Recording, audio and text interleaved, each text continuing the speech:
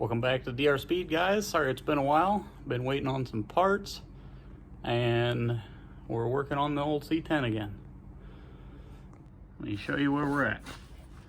We got the whole rear end pulled off, fuel tank, bed. Got it pretty much stripped down. Got to remove the old C-notch and the factory suspension hangers. And we're putting a No Limits fat bar in the back. That's what all this is. No Limits fuel tank, some Wilwood disc brakes, and a Ford 9-inch rear end, full floater setup, all sourced from No Limits Engineering. So, pretty exciting. Got a 9-inch with a 325 gear ratio and a True Track. And I already got the bed off, the suspension out. Everyone's pretty much capable of doing that. Haven't really drove it much since LS Fest. I left a screw on my inner fender and I absolutely destroyed my brand new tire. That is actual,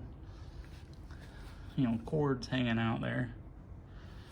So haven't really drove it much. Been waiting on parts and just haven't done anything with it, but we're gonna now. Alright guys, I'm just giving you a quick idea on how to get the rivets off for the frame mounts. I usually cut like a waffle or X pattern into them. Sometimes you can just grind them all the way off and then pound them out. Try to get a better angle of that. Once you get the rivets ground out, I just take the chisel and knock the heads off, and then I take the chisel between the frame and the piece and I just wedge it down through there, and it'll usually pull that piece right out. You can see how it's kind of pulled away from the frame. I just beat the chisel down through there and it just separates it. Alright guys, I got this side of the frame, everything but the old C-notch out.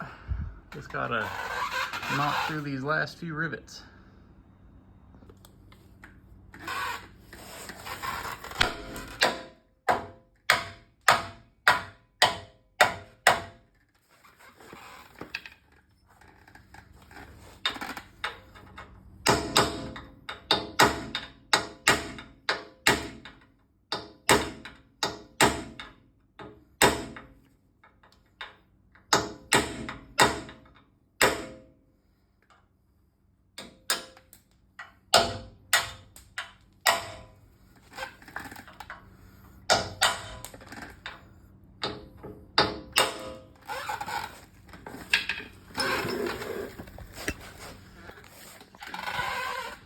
And there you have it.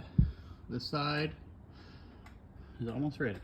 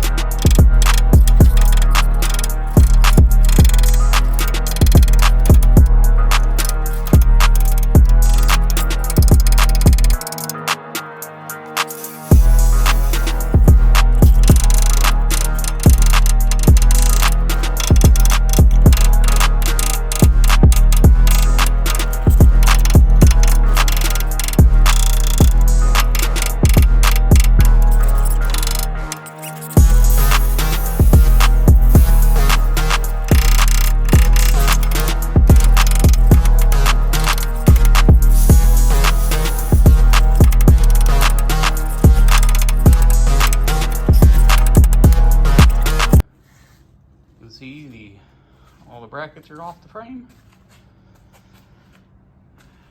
It's time to start cleaning it up.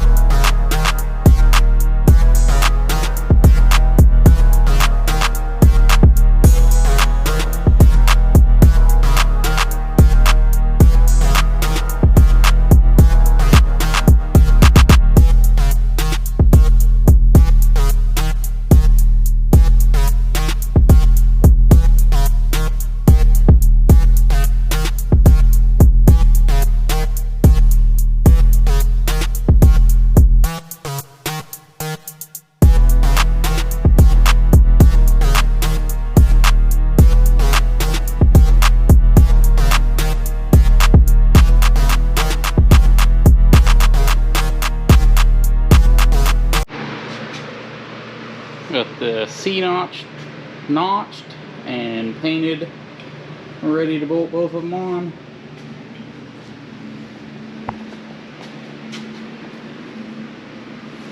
And I got the insides of all the brackets painted that you're not going to be able to paint when they're installed. Time to install. Drill about 1,000 holes. Well, apparently my GoPro shut off. Apparently 73 degrees is too hot for it. But it's basically installed. Got all the links on. Haven't assembled the shocks yet. Haven't really tightened anything down other than the brackets. But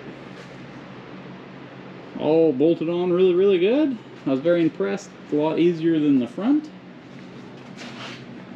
But I ended up buying the differential from them so they could weld the brackets on themselves instead of me trying to booger weld those things on there, and that just doesn't work out.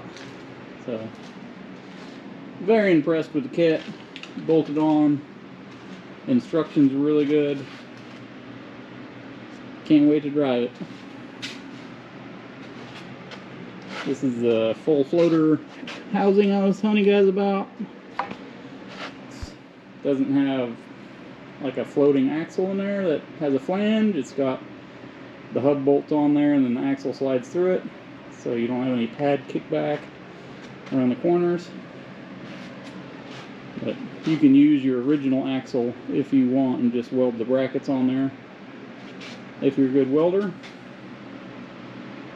I can build exhaust. I built this exhaust, but I wouldn't trust myself with something structural like that.